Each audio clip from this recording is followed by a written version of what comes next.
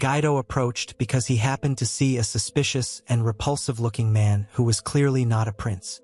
He simply felt it was his duty to call out to him as a member of the imperial nobility. Arnold thanked him. Guido was offended by his attitude and tapped the tip of his staff against Arnold's shoe. Even though they were in a public place, he could still hit him. Even if Guido struck him, no one would care in the slightest about Arnold's face, and they would not give it another thought. Arnold became curious about that. Leo had recently become famous. Because they shared the same face, if Guido hit him, it could become a major incident. Guido insisted that the person in front of him was not Leonard. A single glance was enough to know. Who in their right mind would look at Arnold's behavior and mistake him for a nobleman? Arnold was not a nobleman at all. Guido swung his staff and struck Arnold's shin. The imperial capital territory of the Adrasia Empire. At the Adventurers Guild. A girl busy with papers at the reception desk smiled cheerfully as she welcomed someone's arrival. The entire room began discussing the Minotaur King's horn the man had brought, wondering whether it was truly genuine. It was a rare AAA-class monster. No one believed he could have defeated it alone. The receptionist thanked Sir Silver for his assistance and presented him with a reward for completing the mission. The man thanked her as usual and said he felt indebted. However, the receptionist brushed it aside, saying it was actually Sir Silver who had helped them here. The man was merely one of the 5 SS-class adventurers on the continent, and everyone was proud that Sir Silver belonged to this humble imperial capital branch. Before leaving, Sir Silver placed a gold coin on the receptionist's desk. He treated everyone present and told them to drink as much as they liked. Everyone was delighted. In return, Sir Silver only asked that whenever the receptionist received an extremely difficult request, she prioritized sending it to him first. The woman immediately agreed, of course. Her eyes sparkled as she watched Sir Silver's back disappear behind the door after he waved. Sir Silver was an adventurer who only accepted the most difficult requests. That was why he was usually the first person the guild asked to handle them when they arrived. However, there were some adventurers who disliked that. That was why it was so important to defuse situations like the one just now. Sir Silver entered the inn and removed his mask once he was in his room. His identity hindered his freedom of movement. He placed the mask on the table and changed his appearance with magic. He might not be a perfect example, but if the people learned that an imperial prince was an adventurer, they would face a major scandal. Arnold Lakes Adler was the 7th imperial prince of the Adrasia Empire. Sebastian, his attendant who stood behind him, reminded him that if he truly realized it, the prince ought to consider his position and actions. Arnold reminded him in turn that he had already asked him countless times to stop coming without notice. Sebastian admitted it had become a habit, so he apologized. Arnold threw himself onto the bed. He did not want to listen to Sebastian's lectures. After all, that boring prince was free to do whatever he pleased. Arnold had a younger twin brother. He was blessed with courage, a sharp mind, and a pleasant personality. As a genius, his brother could produce extraordinary results when he focused his mind. He was the one praised for being elegant, refined, or whatever else. Their faces were identical. Yet his brother never lacked women lining up to marry him. And even though they were brothers, Arnold found his twin extremely annoying. At the same time, Arnold was the prince said to lack spirit and manliness. Everyone said whatever they wanted about him, the incompetent and incapable prince. When he was still a child, Arnold always wanted to play and have fun. And because he was such a wild child, his private tutors regarded him as hopeless.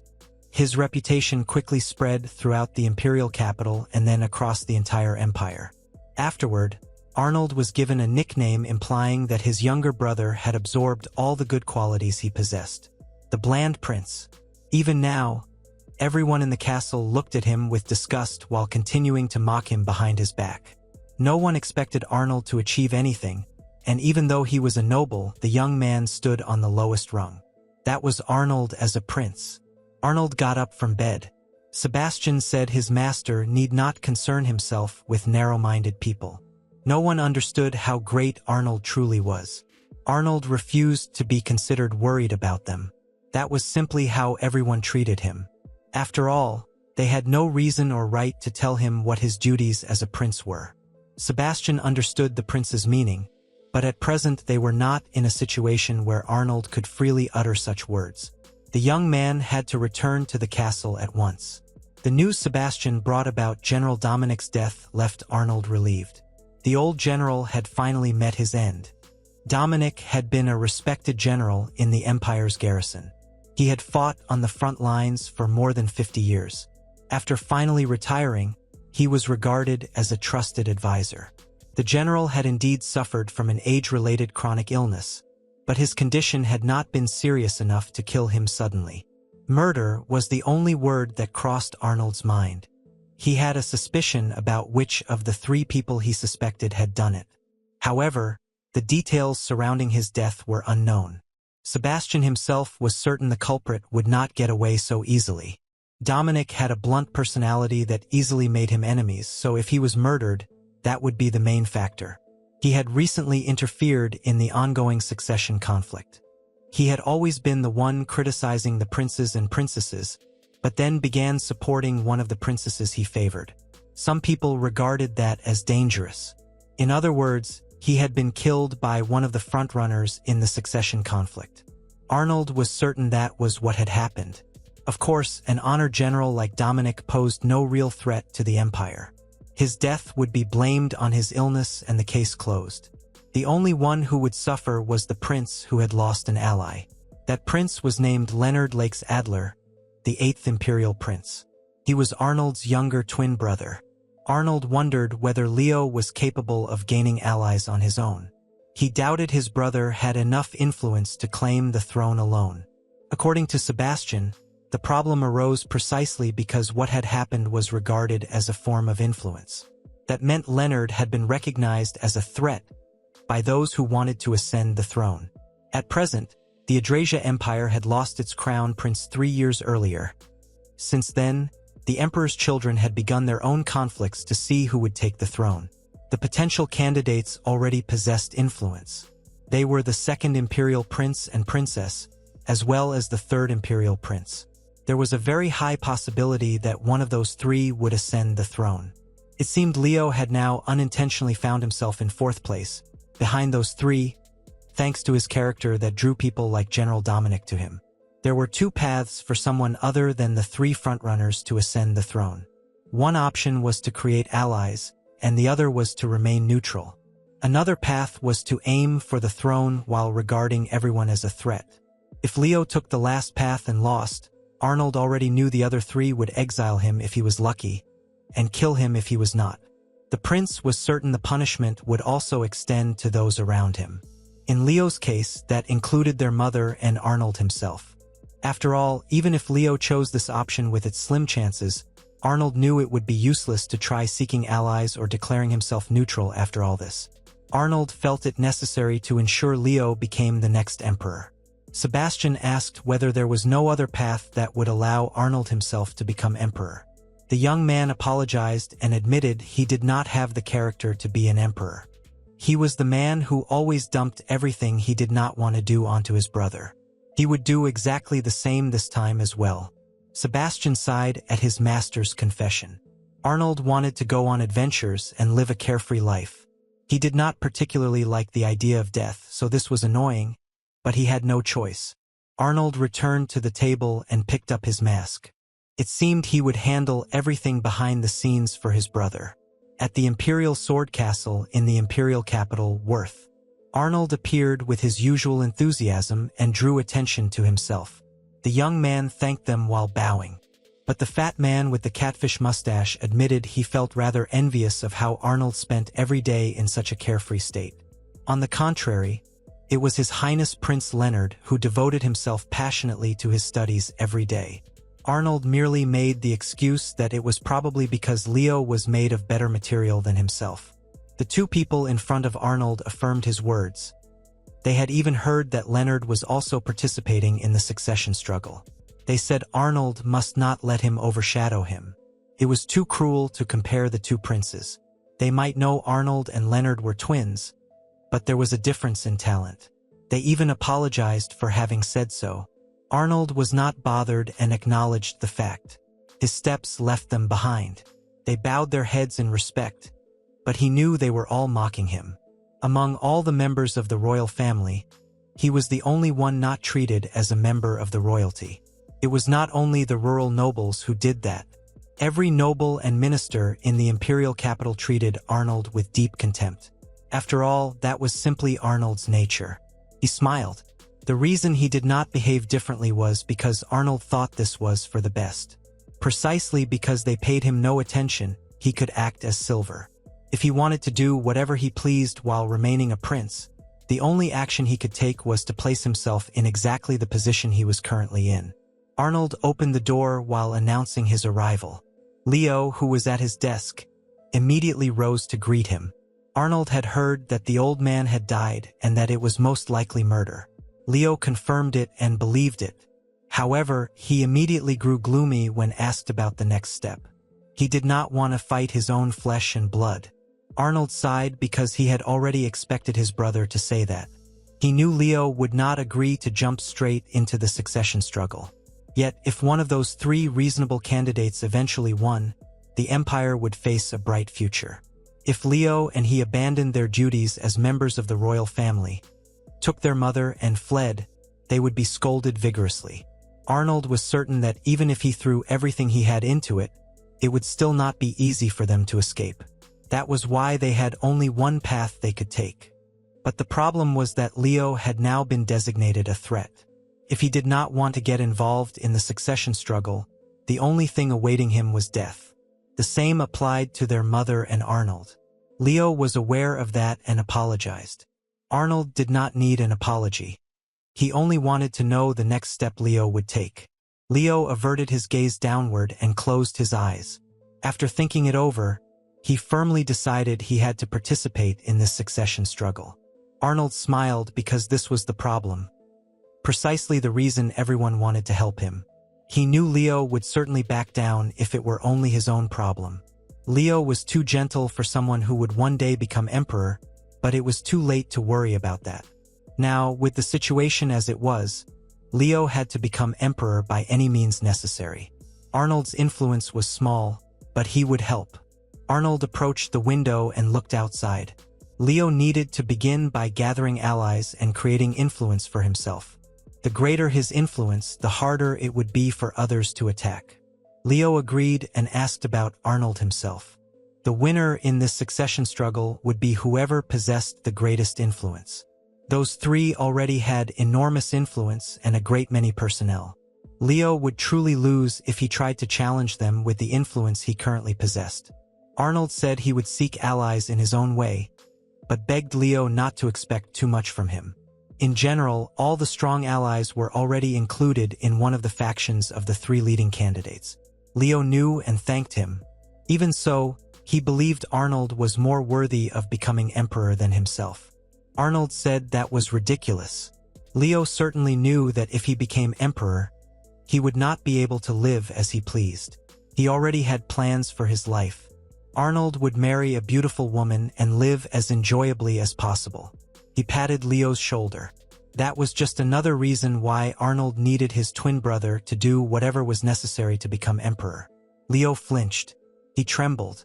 Arnold felt he could not blame him. Those three leading candidates must look like monsters even to the brilliant Leo. As far as their ability to govern was concerned, whoever among them became emperor, the empire would remain stable. Yet no matter how strong they were not perfect. Precisely because the three leading candidates were in conflict with one another, Leo had a chance. For now, they would begin by increasing the number of allies they possessed and convincing their father to regard Leo as worthy. That was a good idea. In the end, it was their father who would decide who would succeed him. Both looked up at the roof, watching a bird with sharp talons take flight, leaving scattered feathers behind. They had to figure out how to make His Majesty the King recognize Leo's worth. Then how Arnold and his twin brother would begin their plan to seize the throne for themselves.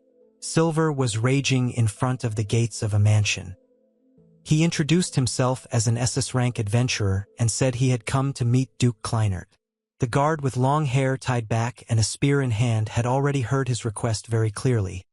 then informed him that they had received no word whatsoever from the Adventurers Guild.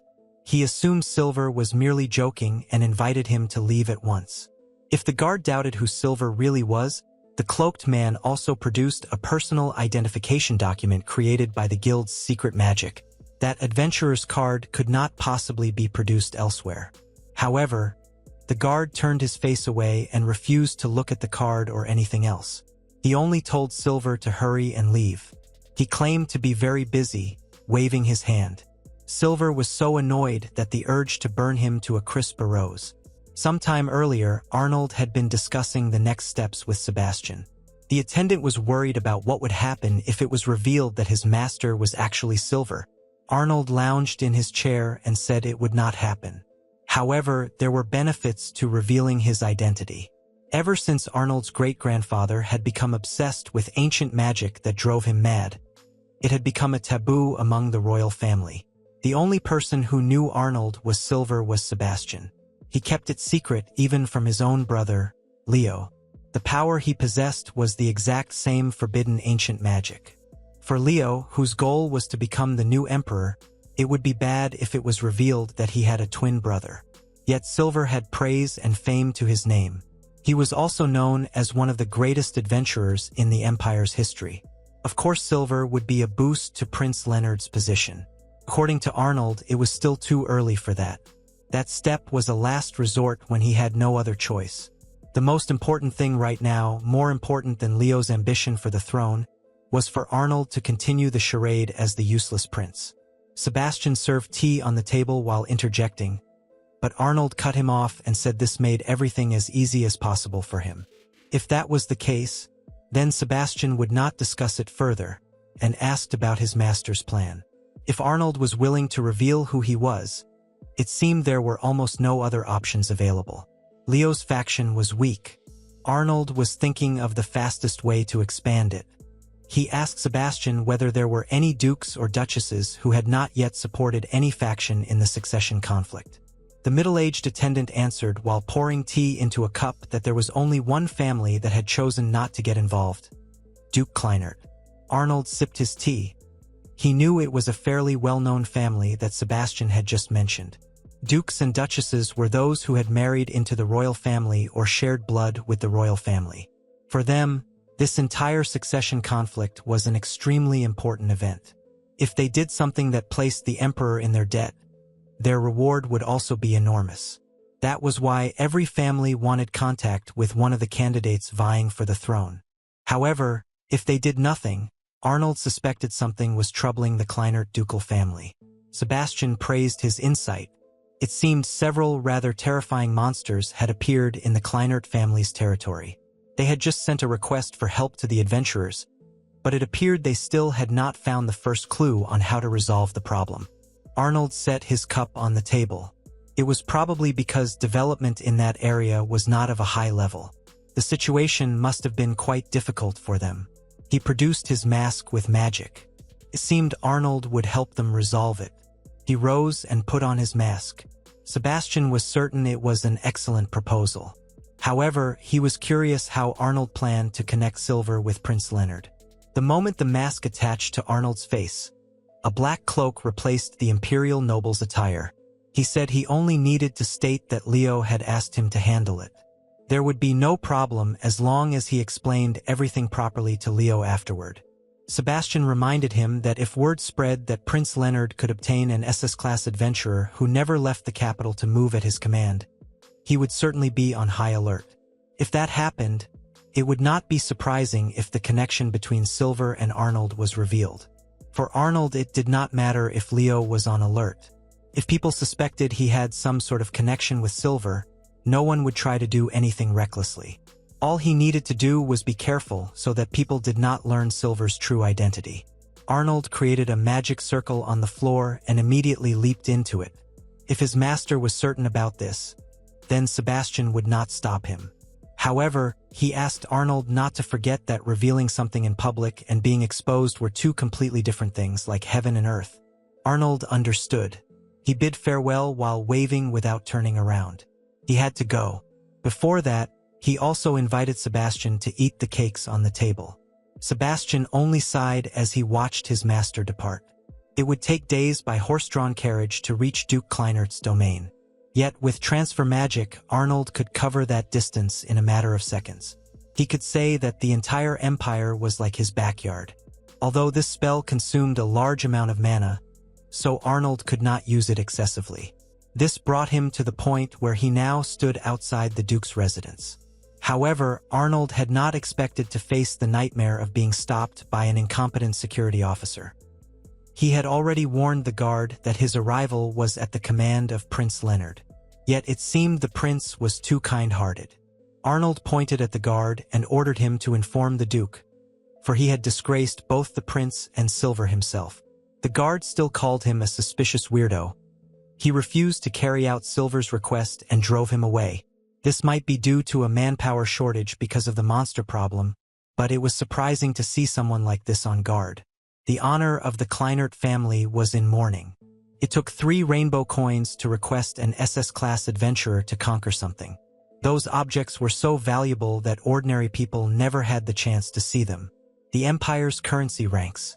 Their value increased tenfold with each rank. Arnold understood that even for a duke it was difficult to request someone like him for a request like this, but he could do it of his own free will. Yet afterward he was rejected without any confirmation whatsoever. Starting from bronze, copper, silver, white gold, then the most valuable rainbow coins. The average monthly income of ordinary people was around 7 to 8 silver coins. The guard accused Silver of merely wasting his time and insisted on driving him away. This was almost entirely this person's fault, but the rudeness of a subordinate was the same as the Duke himself being rude.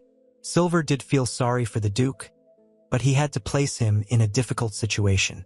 He turned toward a second-floor window and saw a girl peeking from behind the curtains.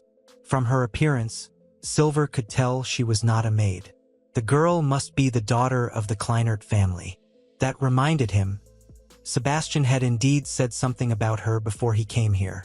As he stepped into the magic circle, Sebastian said that Duke Kleinert's daughter was the famous Blau Mao. She was known for her unmatched beauty. Sebastian hoped Arnold would be careful not to be distracted by her beauty and forget his main purpose. Silver agreed that the girl was beautiful, but that was not important now. He turned around. The guard was annoyed that the cloaked young man was still there and kept telling him to leave. Silver walked to the edge of the forest. This should be the perfect place. He created a magic circle and returned to his study in the palace. Sebastian appeared to be sitting while enjoying a cup of tea. He noticed his master's presence and questioned why he had returned so quickly. While sipping his drink, Arnold said he was only doing what he ought to do. He pulled his formal cloak onto the chair. They were heading to Duke Kleinert's territory. The prince ordered Sebastian to make preparations at once. The attendant was surprised. Wasn't that what his master had just done? Arnold corrected him that it was Silver who had done it earlier. He put on his cloak. But the one who would go now was Prince Arnold. He would corner the Duke so that he would have no choice but to appeal to Leo. That would be exactly the same as winning his heart to the side of an ally. Sebastian instead commented on the wicked smile that appeared on his master's face. 5 days later, Sebastian and Arnold finally arrived at the Kleinert family residence after racing on horseback. The gates opened. The servants lined up neatly while bowing, welcoming the prince's arrival. The same went for the host himself. Indeed, Duke Kleinert was there. The middle-aged man, Duke Elmer von Kleinert, had not met Arnold for a long time, since his 10th birthday. It had been that long. Arnold felt it was because he almost never left the imperial capital. The Duke escorted Arnold inside. Duke Kleinert had succeeded his father at a young age and had ruled this territory for several decades. His gentle personality had earned him a good reputation among both his own people and the nobility. He was also one of the dukes trusted by the current emperor. After sitting face to face with Sebastian behind his chair, Arnold hoped Kleinert would forgive him for neglecting to stay in contact with the duke who lived in his own domain. Kleinert regarded the prince as ridiculous, because it was he himself who was at fault for having spent so much time and energy in his territory that he had not yet appeared in the imperial capital. Arnold did not have much time, so he asked permission to discuss the main topic at once. Of course, Kleinert inquired about what had brought Arnold to his humble place on this occasion. The young man accused him of being a very wicked person for asking such a thing. Of course, his arrival was to request consideration. Duke Kleinert looked confused. Arnold informed him that his younger brother did not want this to happen. But now Leonard found himself in the middle of the succession conflict. That was what had brought Arnold here to press the matter. If Kleinert felt indebted, then Arnold wanted him to support Leo. Duke Kleinert asked for time and inquired about the meaning of that debt. The prince knew the Duke was only pretending to be ignorant in order to deceive. Kleinert was a man who had gained the trust of many people, including the emperor. Leo understood Kleinert's good intentions, and that was why he was acting on his behalf. So Arnold asked for an explanation of what motive Kleinert had for repaying in such a manner. Duke Kleinert insisted he truly did not understand what Arnold was talking about. He apologized, but the entire family, including himself, had done nothing to offend His Highness Prince Leonard. Arnold grew irritated and suddenly shouted, causing Sebastian to try to calm him, because it seemed the Duke truly did not know what he was talking about. Arnold turned his anger on Sebastian. Even if Kleinert did not know, that did not mean he had to forgive him. Leo had gone and made sure the SS-class adventurer came all the way here for the Duke. That was the reason Silver had taken action. Not to mention, Leo was the one most troubled at present, having been dragged into the succession struggle. Duke Kleinert immediately rose from his seat. When Arnold said Silver, he confirmed that the Silver in question was the same person.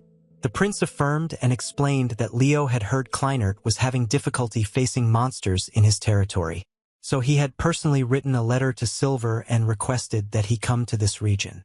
The moment Silver heard Leo's request, he said it would be handled immediately. Silver was extremely skilled in ancient magic. Arnold claimed he had heard he could even use transfer magic. It was impossible to imagine Silver would not come here. Duke Kleinert looked doubtful. Arnold was offended as if he were being accused of being a liar. Sebastian said his master should not be angry.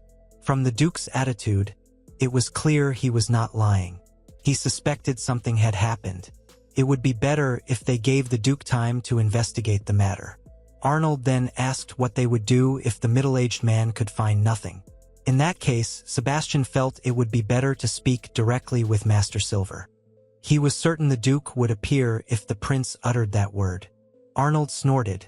If Sebastian said so, he would give Duke Kleinert time. However, if it seemed the Duke was hiding something, he would ask Silver directly. If Arnold did so and it turned out the Kleinert side ruled as emperor, he would ensure that no adventurer ever entered this territory again. Duke Kleinert obeyed. He took his leave to immediately gather information from the members of this family, and begged Arnold to wait until he returned. The seventh prince grinned as he watched the old man depart. His plan was going well.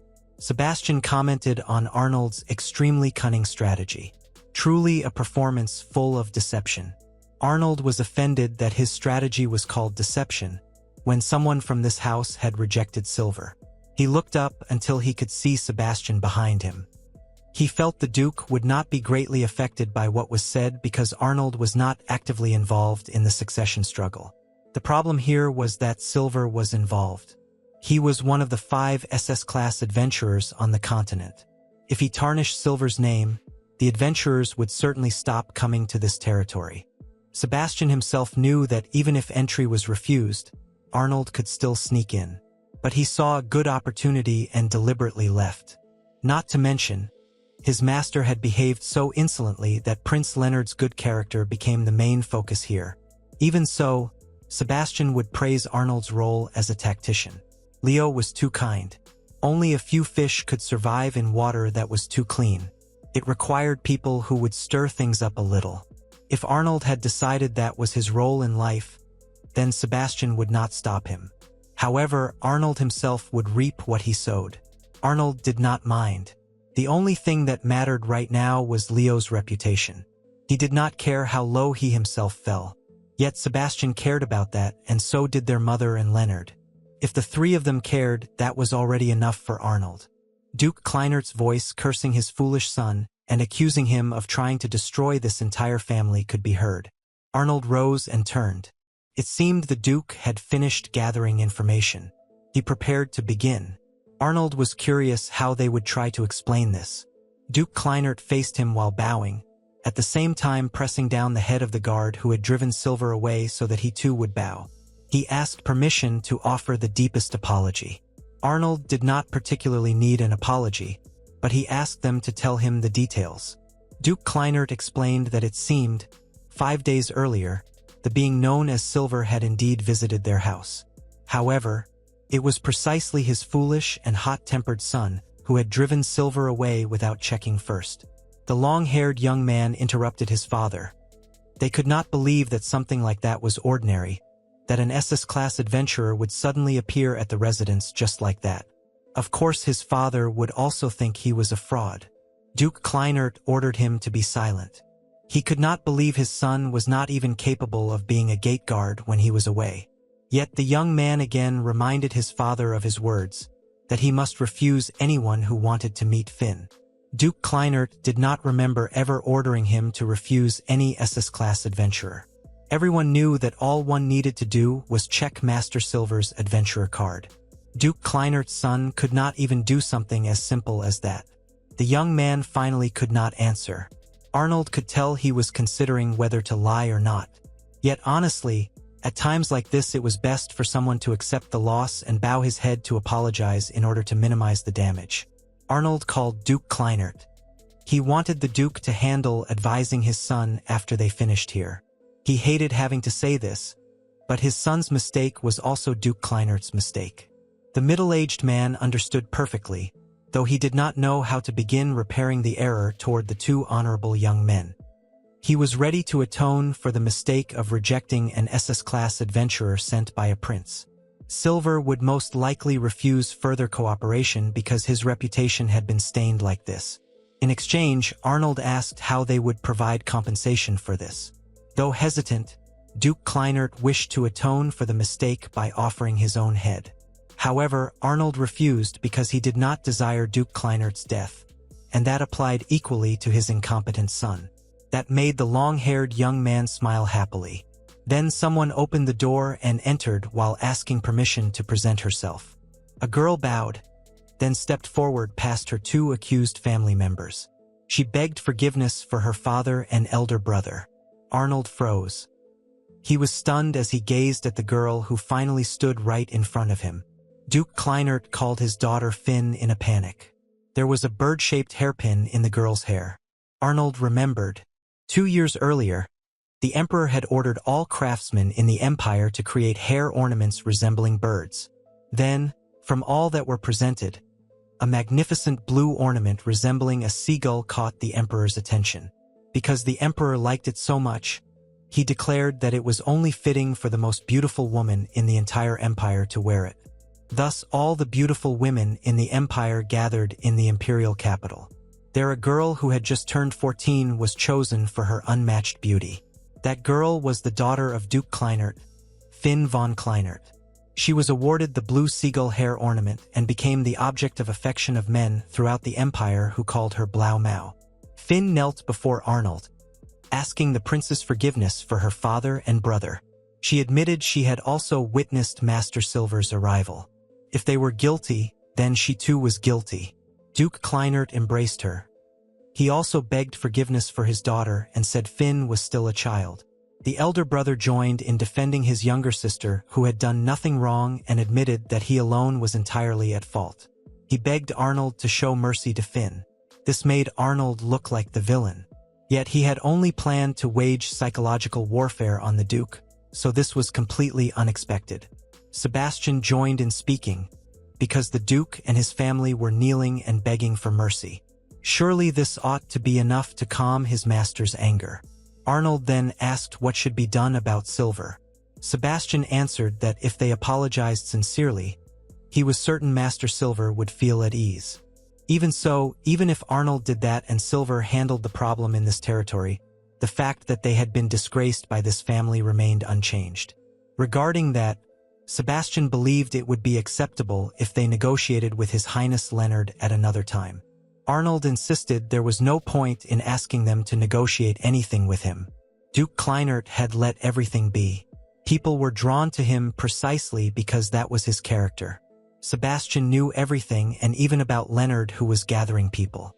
Even though Arnold was his elder brother, if they damaged the relationship they had with Duke Kleinert without informing Leonard, then his own position would certainly worsen. Arnold finally gave in. He would do as Sebastian proposed. Arnold called Duke Kleinert and ordered him to use his people and find Silver.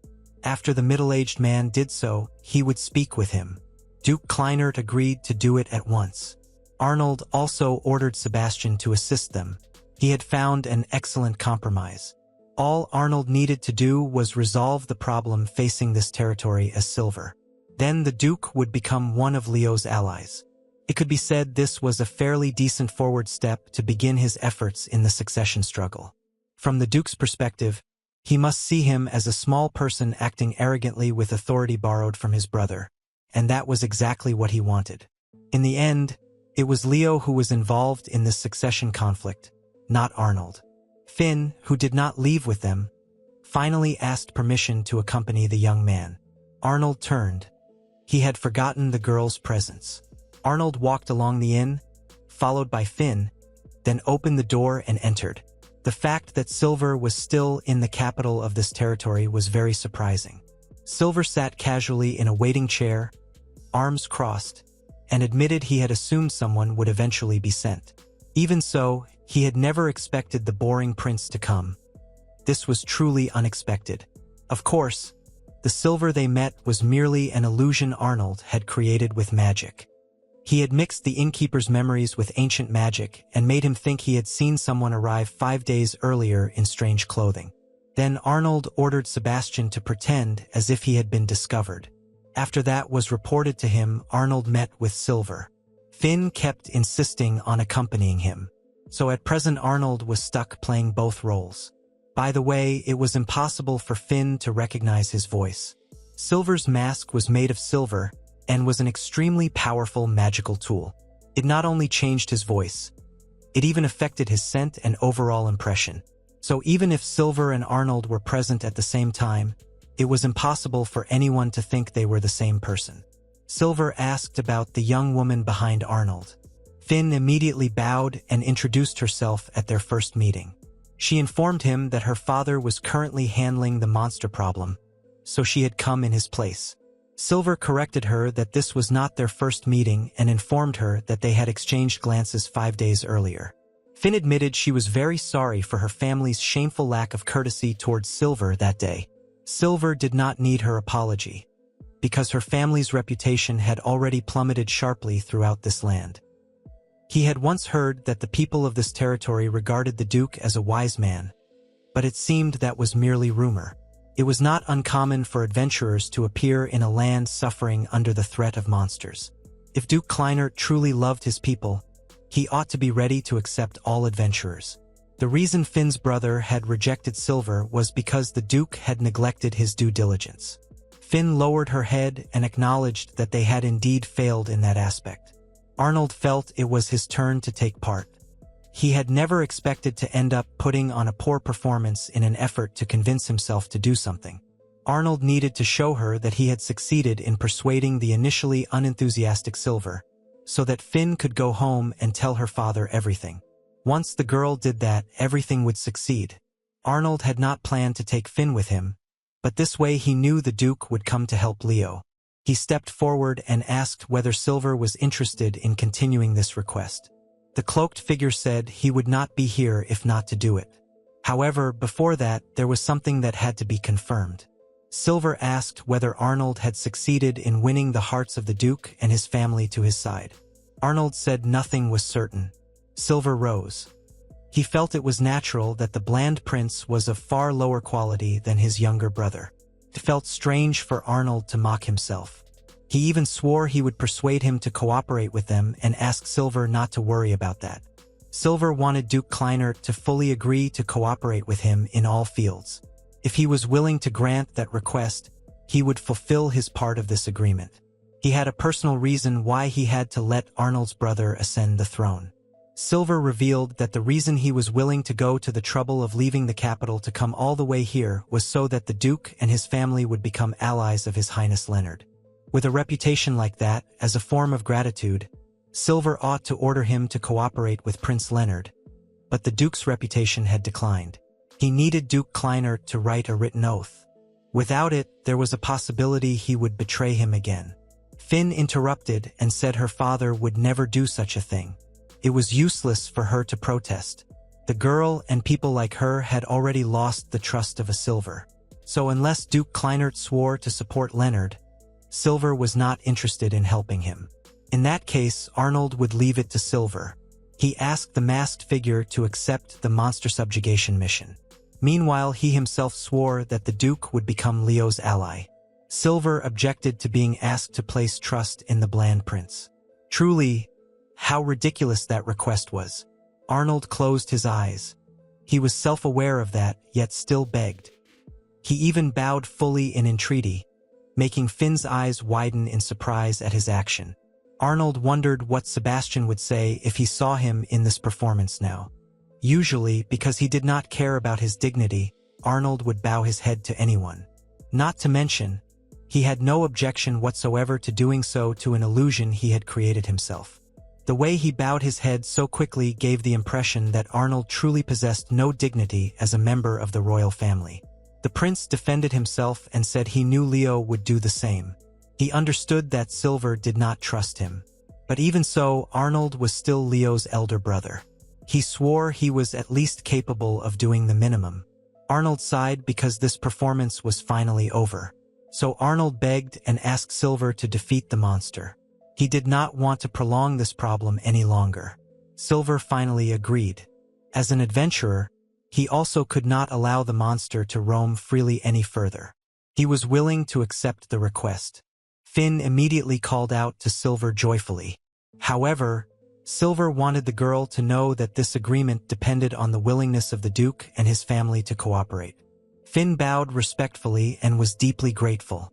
She swore that her family would be able to fulfill Silver's expectations. The carriage carrying Arnold and Finn sped back to the Kleinert family residence. The young man sighed wearily. He did not want to perform a charade like that again.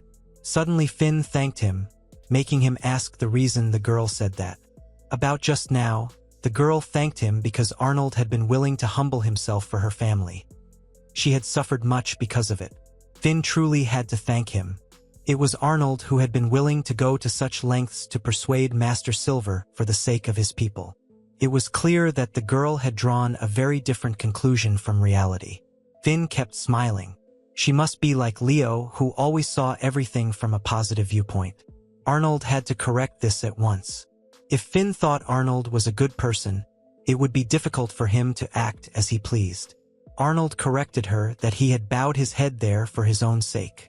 Not as Finn thought, and asked her not to misunderstand. In that case, the girl insisted she would gladly continue to interpret it as a misunderstanding. She had previously mistaken Arnold for a frightening person. It was clear that was not true. Arnold rejected that assessment. Finn also acknowledged the misunderstanding that Arnold had bowed his head for himself. This was not for the people in his domain, much less for the sake of her family. Yet she asked permission to convey this misunderstanding. Her smile and composure left Arnold stunned. At that moment, Arnold recalled how his mother had once taken him out to see a meteor shower that occurred only once every few decades. Those falling stars had been so beautiful as they filled the night sky.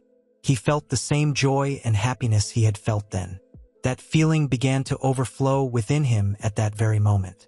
Arnold finally turned his face away with flushed cheeks, without saying another word. Sebastian, who overheard the conversation while serving as the coachman, could only chuckle softly. Arnold felt that a misunderstanding of this sort was not always bad if it happened occasionally. Arnold went to the mountains with Sebastian. He stopped at the edge of a cliff. The situation here was truly terrible. Duke Kleinert had sent 4 B-class adventurers and 2 A-class adventurers, but it seemed the problem was still ongoing. Arnold already knew this was bound to happen. It was the work of a slime mother and it had an AA rank. The slime mother absorbed anything and turned it into food. It was a troublesome monster that could give birth to countless slimes. By the time the Duke submitted his request to the guild, it was already too late. They had become an enormous army. Arnold needed to defeat this quickly or it would never stop growing. Sebastian said the adventurers wanted to protect the trust others had placed in them. Even if Arnold was an SS-class adventurer, they would not be pleased if the prince interfered. Arnold agreed, and it made sense, especially since he had already accepted this request as Silver. Their reaction to Silver could also take time. Honestly, they did not have time. He changed his appearance to Silver with the mask and cloak that covered his entire body, while asking Sebastian to pray that he could make the adventurers see everything from his point of view. Arnold also invited Sebastian to go home first while he took care of everything. Sebastian watched Arnold disappear with magic, praying that the goddess of fortune would smile upon his master. The moment Silver set foot there, a red-haired man wearing an earring sneered that an SS-class adventurer had gone to the trouble of coming all the way here, making the girl in the hat turn as well. His name was Abel, the leader of the party here. An A-class adventurer, yet he was certain he must look like a child in Silver's eyes. They shook hands and Abel pressed Silver's hand firmly. Silver knew they would not be happy if he was here. Abel had already heard from the Duke that Silver had come as reinforcements. Even so, as adventurers, they could not simply agree to those terms and give up just like that. Of course, Silver understood. It was improper for an adventurer to interfere in a request that others were already handling. Without anyone having to say it, Silver already knew that. If that was the case, Abel asked the reason Silver had rushed here to interfere in their work. An adventurer like him surely could not be lacking in requests to take on. Silver could also understand their point of view, as well as their irritation. That was why Abel was free to hurl insults or hit him if he wanted. Silver would not complain in the slightest. However, he wanted to ask Abel something as a fellow adventurer. Whether the red-haired young man was capable of overcoming this situation. Unfortunately, Abel could not answer. The girl in the hat helped explain that the size of the slime mother had grown rapidly since they first heard of it. They had tried to incapacitate it many times, but had never been able to deliver a fatal blow and had been forced to retreat. She admitted they simply did not have the firepower required.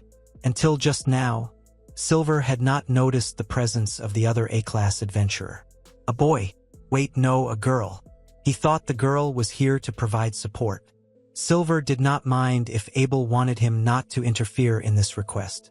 However, he would report the status of this request to the guild administration office and ask them to issue an emergency mission. Accepting that request would only result in him returning here. If Abel was able to conquer this monster within that time, Silver would not stop him. However, in the coming days, the safety of this land would be severely threatened. As an adventurer, Silver could not allow the damage to spread further than it already had. Abel sat on a crate, bowed in resignation, and admitted he did not have enough strength to defeat it. He invited Silver to do whatever he wanted. He also apologized to everyone. If he had been alone, Silver felt Abel might have forced himself to continue. But he could tell the red-haired young man was thinking of his party members. He was a good leader. Silver walked past him and Abel grinned. The damage that had occurred was because they had all attacked the monster. But normally, this request should have been submitted to a party whose members ranked around A-class. Abel had done a good job. Silver was certain the entire guild would also thank them all. Abel had never expected to see the day when an SS-class adventurer would praise him. Silver hoped they would not take his words as sarcasm. He expressed his deepest gratitude and said he was indebted to them all for this. If there was anything he could help with, he would gladly do so. He used magic, leaving everyone awestruck as they watched a large magic circle floating in the air. Silver uttered a chant that was an acknowledgement that he was one who acted by divine will. He was one who knew the laws of heaven and earth.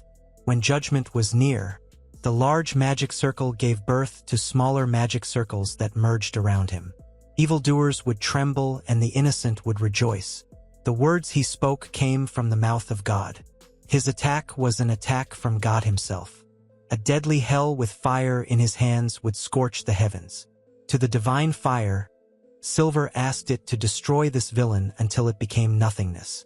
The magic execution prominence created a light so bright it was blinding. Magic circles like rolling wheels pursued the slime mother, leaving everyone gaping. In a matter of seconds, the monster was annihilated, leaving only trails of smoke rising into the air. Abel immediately stood up in disbelief that Silver had even destroyed the entire mountain. So this was the ancient magic used by an SS-class adventurer. There should be no problem now. Silver asked Abel to submit the report. Abel in turn told Silver to leave, because they had done nothing wrong. Silver was the hero who had saved the Duke's territory. However, Silver apologized because he was not interested. He had other things to do and left the rest to Abel. Just like that, Silver disappeared with his magic. Silver returned to Duke Kleinert's residence, and this room had been prepared for his personal use. He sighed while removing his mask. Arnold planned to be present with the Duke when he received the report that Silver was the one who had defeated the Slime Mother. Then the Duke would commit to helping him and this task would finally be finished. A second later, he was startled to find Finn covering part of herself with a tray. The girl looked shocked to see him suddenly appear in this room. Arnold had been too careless, and from the way he was dressed, Finn recognized it as Silver's clothing. Arnold thought of trying to deceive her by saying that dressing like that was his hobby. However, that would not work. Of course, he could not kill her either. Finn was the Emperor's favorite. If anything happened to her, he was certain the Emperor himself would launch an investigation. Arnold knew he would become the primary suspect, and when that happened, Leo's competition in the succession struggle would end. The magic used on the innkeeper had no effect on memories that left a deep impact on someone. It was impossible to deceive her and also impossible to silence her. Arnold did not know where to run. Finn explained that she had already knocked on the door. She had prepared snacks and come to Arnold's room to see if the young man wanted any. Because there was no response, she thought perhaps something had happened. She also offered freshly baked sweet cakes. Finn panicked because she still received no answer. Arnold was stunned. He immediately walked over and cornered Finn. The girl already knew his secret. There was no way she could get away without punishment. Finn immediately swore she would not tell anyone. She would not tell anyone that Arnold was actually Master Silver. Arnold stared at her coldly. Just earlier she had even shouted it. Finn grew even more panicked. Arnold asked Finn not to be afraid, because he had set up a soundproof barrier. It did not matter what the girl said, because no one would hear it. Finn immediately smiled happily and thanked him. However, Arnold locked her in with his hand pressed against the wall. He asked whether Finn had not thought about what he might do. He might hurt Finn to make the girl stay silent. No matter how much she screamed, help would not come. Finn still believed that Arnold would never do anything to her. Even if Arnold did something like that, she understood it would solely be because he was forced to do it. In that case, Finn would accept it gladly. Arnold said he did not remember Finn ever trusting him that much. If Arnold was truly Master Silver, Finn knew that he had defeated the monster. That meant he was the hero who had saved this territory. Not to mention, Arnold could play the role of a prince while putting on a very complicated performance. That was also for his brother. That was why Finn trusted him. She did this because she knew that someone willing to go to all these lengths must be a good person. Arnold also judged that Finn was truly a good girl who placed such great trust in others. Now that she knew Arnold was Silver, Finn also had to realize, through the series of events involving her, that the young man had caused the Duke to fall so that he would be indebted to him. Yet Finn still chose to trust him. Trust of that magnitude was something even Arnold could not betray. Arnold turned away while informing her that Sebastian was the only living person who knew his secret. He also knew his attendant would never reveal it. If Finn ever leaked this secret to anyone else, Arnold would show no mercy. So he forbade Finn from telling this to anyone else. Finn was very happy and hurriedly agreed. Even if Arnold used magic to make her think all of this was merely a hallucination, he was certain it would backfire. However, based on her character, it was very difficult to imagine Finn leaking this. And if she did reveal it, even if Arnold resorted to the harshest measures, he felt it would not yet be too late. Finn held Silver's mask enthusiastically, while Arnold sat in a chair and buried his face in the fold of his arms on the table. He could not believe that the most carefully guarded secret had been exposed like this. Finn comforted him by giving encouragement and telling him to eat the cakes that had been served. She would also prepare black tea. Arnold thought that perhaps it was only his imagination. Abel faced Duke Kleinert to deliver the report regarding the request. The Duke praised him. He felt very bad for asking Abel to undertake such a difficult request. The Duke also presented several bags of coins as a token of gratitude and begged Abel to accept them. However, Abel refused and reasoned that the initial reward offered for the request was already good enough. As explained earlier, it was Master Silver who had guided them to the solution, not his own team.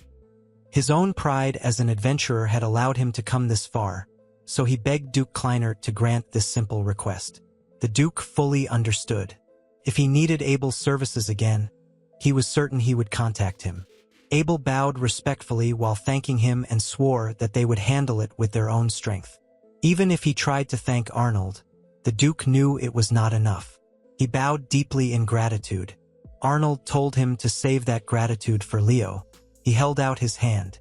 The reason he had come here and the reason Silver had done what he did were all for Leo. Duke Kleinert shook his hand and said the entire Kleinert family would support Prince Leonard in every way, and he could be regarded as a backbone. Just as the oath that had been established, they would make it a reality so that Prince Leonard would ascend the throne. Arnold massaged his shoulder while smiling happily and sighed in relief. With this, he was certain that those who were still hesitant would be willing to cooperate with Leo. This would make the Emperor acknowledge Leo's participation in the succession struggle. They had finally reached the starting line.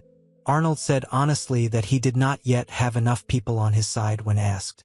He wanted a few more trustworthy people on his side so that he could negotiate with the nobles who were deliberately waiting for the right moment. In that case, it somewhat relieved Duke Kleinert. He asked permission to help. He also thought of asking whether he could entrust his daughter. Arnold was startled. Duke Kleinert wiped away tears of emotion with a cloth and admitted he had also been surprised when Finn told him yesterday that she wanted to thank the two princes no matter what. The Duke could not believe that a girl lacking in confidence like Finn would say something like that. He had to admit the Duke himself was deeply moved. Arnold asked for time to digest this conversation. Even if Duke Kleinert said it that way, he still did not understand. The Duke explained that his daughter was famous in the imperial capital and he knew Finn would help Arnold. The young man did acknowledge it, but there was doubt in his heart. Honestly, there were countless benefits to having Finn at his side. However, Arnold knew that the only reason Finn had suddenly told her father she wanted to go to the capital was because the girl knew who the seventh prince really was. She would be able to interact with many people in the capital, and no one knew when or where Finn might expose Arnold's secret. Duke Kleinert begged, because this was Finn's own request. He hoped Arnold could make the best use of his daughter. Finn poked half of herself out of the window, bidding farewell while waving to her father and brother.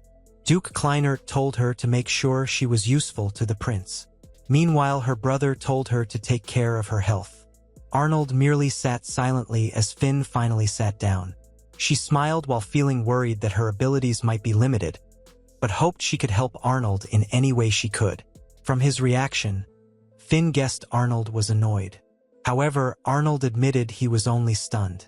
They were about to join the battle for the throne. There would be many events in which blood would be shed. If Finn wanted to turn back, now was the time. The girl was already aware of that. Even so, she insisted she wanted to help.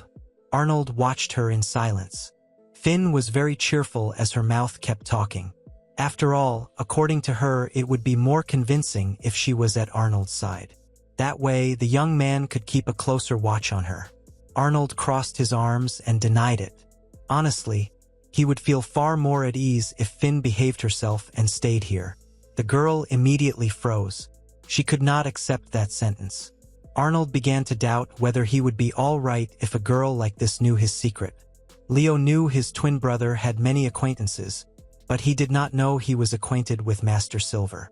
Arnold said that Silver had been the first to make contact.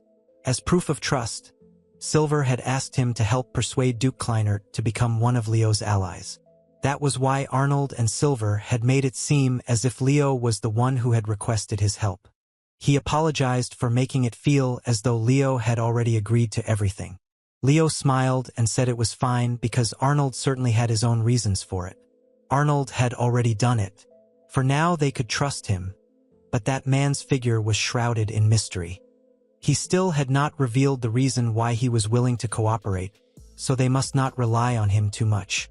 Silver had taken the initiative. By framing everything this way, it was easy for Arnold to take the steps he wanted. This way, if his connection with Silver was revealed to others, it would appear as though he had been used by him. However, thanks to this, Duke Kleinert's territory had been saved, and now he was willing to cooperate. Leo did not doubt that he was a good person. Arnold complained because he was starting again, assuming the best about others. Finn entered carrying a tray with 2 cups of tea, making Leo remark that she had also sided with them. The girl invited them to drink a cup of tea. Leo obeyed and praised the taste of the tea, making Finn very happy. Arnold felt rather lazy watching them. They had only just met, yet Leo was already open with Finn. He guessed this must be the girl's talent. Leo asked about Arnold's plan so that Finn could cooperate with them. The 7th prince explained that her main role was as a negotiator. He would also allow her to come and go from his house in the capital wherever they were for the time being. That alone should be enough to show others that Duke Kleinert was on Leo's side. Arnold left his plans at that for now. Meanwhile, Leo himself had not yet been able to find allies in this capital. All the influential people in the capital were already influenced by one of the 3 leading candidates. He was trying to persuade mid-level nobles who showed signs of neutrality. Arnold knew that even if it became widely known that the Duke supported Leo, the only ones willing to budge would be those with neutral influence. Finn interrupted and asked them to explain her 3 rivals. Leo was surprised because his twin brother had not even explained that yet. Arnold complained that Finn had continuously bombarded him with irrelevant questions throughout the journey home, leaving him with no energy left to talk about politics. Asking about Arnold's favorite dessert, the tea he liked best, even about his favorite fruit. Finn immediately apologized. Leo said Finn was not wrong. On the contrary, he was very amazed that the girl could give his twin brother a hard time. Arnold was indeed the type who always avoided everything. Finn was happy because Leo shared the same thought as her. Arnold, sitting at Leo's work desk, said coldly that he was too lazy to try avoiding her, making Finn flinch sadly. Arnold reached into his trouser pocket and placed 3 cards on the table, while telling them to regard these as the 3 rivals they faced. Each of them was trying to expand their sphere of influence while aspiring to become the next ruler. The 2nd Imperial Prince, Eric Lakes Adler, age 28. A genius who led a large number of civil officials. The 3rd Imperial Prince, Gordon Lakes Adler, age 26. Possessed the greatest influence in the military and willingly threw himself onto the battlefield. And the 2nd Imperial Princess, Xandra Lakes Adler, age 22. Skilled in magic. Supported by the mages throughout the empire. There were other nobles who also wanted to ascend the throne, but they were as if non-existent when compared to these 3. A civil official, a military officer, and a mage. Each had a very loyal base of supporters. The current status of the conflict was that each of the nobles supporting them had their own interests and had aligned themselves according to those interests. Everything had stopped 3 years ago when the crown prince, their eldest brother, died. Finn herself had heard the news of his death. If he were still alive, this conflict would never have occurred in the first place. In other words, this had given an opportunity to all the other members of the royal family. That was what made Arnold feel uneasy. The eldest brother had been wise and valiant. He was not certain that his brother, a man of extraordinary character and even greater than Leo, had truly met his end on the battlefield. Although the emperor himself had launched an investigation, it was proven that there had been no plot to kill him that day. However, Arnold could not shake the feeling that some cunning conspiracy was being hidden. Yet there was no point in continuing to obsess over the death of someone who was already gone. The eldest brother was no longer with them, and now the other 3 siblings showed no mercy to any enemy. The only path available to them was for Leo to follow in his footsteps and become his successor. This was the only option, but Leo was not certain he could truly do it. Arnold patted the back of his neck, making Leo glare while asking him not to worry, because he would ensure his twin brother succeeded. Leo complained that the pat was painful. Arnold apologized while laughing. Finn was also happy to see their interaction. Meanwhile, another girl came with an innocent face. Leo welcomed her with words of thanks. She was Marie Wilka. She had met Leo while looking for work. Although she was a nobody, Leo had made use of her extraordinary abilities and made her one of his closest aides. Leo also introduced his guest, the daughter of Duke Kleinert, Finn, to Marie. Finn admitted she was happy to meet her. Marie was also very happy to be able to work like this, as Prince Leonard's attendant. She knew what it meant if Finn was present with them today. Leo said Duke Kleinert had decided to place his bets, and this was all thanks to the 7th prince. Arnold hurriedly stopped Leo's sentence while scratching the back of his head, because it would make him blush. Marie praised Arnold's extraordinary appearance from her expertise, without changing her expression. Even though Arnold had only said it as a joke, she had ended up praising him. Marie remained expressionless and quiet as usual. Arnold felt the girl did not have a good opinion of a carefree man like him. That became even clearer when she was near him, and honestly, Arnold actually did not know how to interact with her. Marie stepped forward to hand over a report regarding 2 individuals Leo planned to recruit. The 8th prince accepted it while thanking her. After reading it, he was surprised and had not expected this could happen. Count Seifred had chosen to support Xandra, and Baron Bormann had been supported by Gordon. They had been deceived. Money was what they were after. It seemed both had been offered large sums of money. Because they all worked with large commercial companies, Leo's side could not defeat them in terms of money. Nothing could change that. Baron Bormann was a close associate of the Minister of Military Affairs. If Gordon could persuade that minister to side with him, then at least half of the military would fall into Gordon's hands. The current Minister of Military Affairs was not meeting with any of the candidates for succession, but it was clear how close Gordon's relationship was to that position. Marie was very sorry, because she knew her master had wanted to recruit Baron Bormann into their campaign by any means. However, it was beyond their control, but Leo was determined to keep moving forward. They had Finn on their side. This would make everything much easier from now on. Finn smiled and promised she would do her best. Arnold got down from the table while waving and bid farewell to rest for a while. Perhaps because he had gone all the way to the Duke's territory on horseback, his back ached terribly. Leo asked him not to make comments that made Arnold sound like an old man. Arnold turned while holding his back. He told Leo to try it sometime because it would really ruin his back. Leo answered with a burst of laughter. Finn walked around while wearing a cloak, with Arnold following behind. She was very excited and asked permission to take a side street. She also apologized because Arnold had to accompany her wishes like this. Arnold himself did not mind taking her around. Several days had passed since Finn's arrival in the imperial capital. The citizens throughout the city had seen Finn as she headed to the castle every day, and that had given rise to rumors that Duke Kleinert had supported Leonard. The women gossiped that Finn was going to meet Prince Leonard again. The two were judged to be very interested in each other. Besides that, it seemed this had also sparked rumors that the two were in love with each other, but according to Arnold, that was not a bad thing.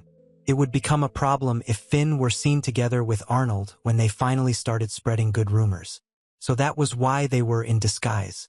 Arnold pointed out the property appraisal office at the end of the street they were walking along. He also asked to be called Arn while they were here. Finn felt awkward, but Arnold did not want anyone to know that he was a prince. This was for safety, so the name Arn was fine. He also invited Finn to call him by that name in the future as well. The girl smiled broadly while agreeing. Arnold himself did not know why the girl was so happy. Seeing the cheerful children playing with magic reminded him of the past. Long ago, he had often sneaked out of the castle and played like that with the children in the city. They could not be as free as those children, but he still occasionally met them. Friends he had often played with when he was little. Friendships that transcended social status made Finn rather envious, because she was not the type of person who had many friends. Arnold said Finn could make as many friends as she wanted in this capital. There were many good people and bad people here. All the girl needed to do was find people she could trust and make them her friends. After all, it did not mean they automatically became good friends just because they had known each other for a long time. Friendship was not based on how long one had known someone. Finn called Arnold, but suddenly the magic the children were playing with splashed water on her. She screamed in surprise. Arnold asked about her condition. Even the two children who had been playing with magic apologized. Finn admitted she was fine and unhurt. However, their faces then turned red, and so did Arnold's. The young man immediately dragged Finn away from the crowd because her clothes had become transparent. Finn immediately crumpled to the ground, covering herself with her hands. Arnold had a friend who owned a shop nearby and invited her to buy some clothes there. The shop owner teased Arnold by saying it was truly delightful to be pure. The prince immediately threatened him if he dared spread rumors. However, the thick-mustached man with long hair tied up felt there was something suspicious about this scent. It was rare for Arnold to walk around with a woman. He guessed the time had come for the prince to face reality. Even though Arnold himself had already told him the reason, Finn came out of the fitting room and asked his opinion of her appearance. According to Arnold, it suited her, making Finn smile full of gratitude because the young man had chosen it himself. The shop owner would handle the payment as usual. Sebastian would send someone to pay for it. Arnold thanked him as usual. The shop owner saw them off with the hope that both would enjoy their date. Finn was startled and at the same time blushed. Meanwhile, Arnold explained he was only showing her around the city and asked her not to misunderstand. Finn pointed out a shop. They ate bread while sitting on a bench, watching ducks swimming in the pond, even playing in the fountain. Finn was still busy on her own. Arnold waited for her while leaning against the wall. The sun was beginning to set and they had to return to the palace soon. Someone approached while mocking. Arnold glanced at the last person he wanted to meet appearing on his own. Guido von Holzwart. He was the eldest son of a family with a long and honorable lineage, and Arnold's childhood friend. Although he was reluctant to use that term. Since they were little, Guido had always shown the greatest respect to Leo. But the moment the adults looked away, he always tormented Arnold. It was truly a rare sight to see him wandering around in this area. Guido said it was probably because he happened to see a suspicious and repulsive-looking man who was clearly not a prince. He simply felt it was his duty to call out to him as a member of the imperial nobility. Arnold thanked him. Guido was offended by his attitude and tapped the tip of his staff against Arnold's shoe. Even though they were in a public place, he could still hit him. Even if Guido struck him, no one would care in the slightest about Arnold's face, and they would not give it another thought. Arnold became curious about that. Leo had recently become famous. Because they shared the same face, if Guido hit him, it could become a major incident. Guido insisted that the person in front of him was not Leonard. A single glance was enough to know. Who in their right mind would look at Arnold's behavior and mistake him for a nobleman? Arnold was not a nobleman at all. Guido swung his staff and struck Arnold's shin. Finn came running while shouting at the sight of someone daring to assault the prince. Guido panicked. He knew the woman. Finn herself did not know the stranger in front of her. Arnold cursed inwardly. He begged Finn not to make this situation worse. If this got out of control, it would become a major problem no matter the outcome. After Guido mentioned his name, Finn began to realize that he was the son of Duke Holzwart, a family with a very long and honorable history. However, it was truly regrettable. Finn thought his father would have instilled better manners in Guido. The bull-haired man trembled and explained that Finn did not understand the situation. Guido could not act as he pleased just because that prince was called the Bland Prince. Finn accused him of having no respect or sincerity toward the royal family. Arnold shouted inwardly that the commotion was enough. It would be very bad if Finn destroyed Guido's honor here and now. If he hit of his own free will, only his reputation would be stained. Guido tried to evade. There was no need to create enmity over something like this. After all, Finn said she would not voluntarily go for a walk around the city with Arnold.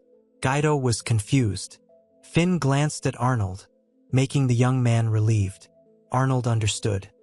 He immediately buttoned his clothes neatly in the style of his twin brother, lowered his bangs, and said he could not allow Finn to do that. The girl declared she did not want any rumors spreading about her. So Arnold, pretending to be Leonard, admitted he was working hard to pretend to be his elder brother. Finn turned and apologized. Guido grew even more panicked because Finn called the young man Leonard. Arnold also confirmed it and smiled kindly in the manner of Leonard. Guido tried to explain that this was not as she thought. However, Arnold admitted it was fine. He admitted he knew what Guido had done to his brother. As long as Arnold did not speak of it, he had no intention of doing anything. However, he begged Guido to take his leave today, because he was taking Finn around the capital. Guido could not make an enemy of Leo because he would be close to the future emperor. He agreed and hurried away while laughing crisply. Arnold sighed. Finn had truly messed it up, making the girl apologize. There were too many eyes watching here. They should leave this place right now. Finn followed Arnold's steps. Arnold said Finn's earlier action had been improper. The girl was very regretful. If she had simply ignored it, only his reputation would have been stained. However, thanks to this small incident, he was certain Guido now regarded Finn and Leo as enemies to a greater degree. Finn remained silent, but tears fell. Arnold felt there was no point in scolding Finn over something that had already happened. He turned his face away while scratching his head. If Finn learned something from this, let it be a lesson not to act like that again another time. There was a possibility the girl could be in danger. Arnold begged Finn not to do irresponsible things. The girl nodded obediently. Arnold also understood that Finn had acted while considering his feelings, and he was very grateful. He apologized. They had been having fun here, but in the end it had left a bitter taste in Finn's mouth. The girl felt bad and acknowledged her reckless action. She promised next time she would be more careful. So Finn hoped Arnold was still willing to show her around the capital again. Of course, Arnold agreed. Next time, he would definitely wear a disguise as well. Finn smiled happily with full gratitude. If Arnold could see her smile like that, then taking her around was truly worth it. Arnold walked side by side in the palace. It was rare for their father to summon them, making Leo very curious about what he wanted. That generally only happened once a year. That was why Arnold was certain his father would make an announcement. Leo hoped this was a good announcement. 9 times out of 10, according to Arnold, it was not a good thing if he was honest. He could only hope this was the 10th time. Leo reminded his twin brother to put on his cloak properly, or he would make their father angry again. Arnold agreed lazily. The 3rd Imperial Prince, Gordon Lakes Adler. The 2nd Imperial Prince, Eric Lakes Adler. And the 2nd Imperial Princess, Xandra Lakes Adler, stood with their scornful gazes. All the imperial princes and princesses were present before Emperor Johannes Lakes Adler. The man sitting on the throne praised everyone's good work. He knew this might sound like a sudden announcement, but the emperor wanted them all to compete with one another. However, this was not merely a contest of strength. The emperor was considering reviving a certain festival that had not been held for several decades. It was time to hold the Night Hunting Festival. The winner would be bequeathed a great prize that would push them to the forefront to become the next crown prince or crown princess.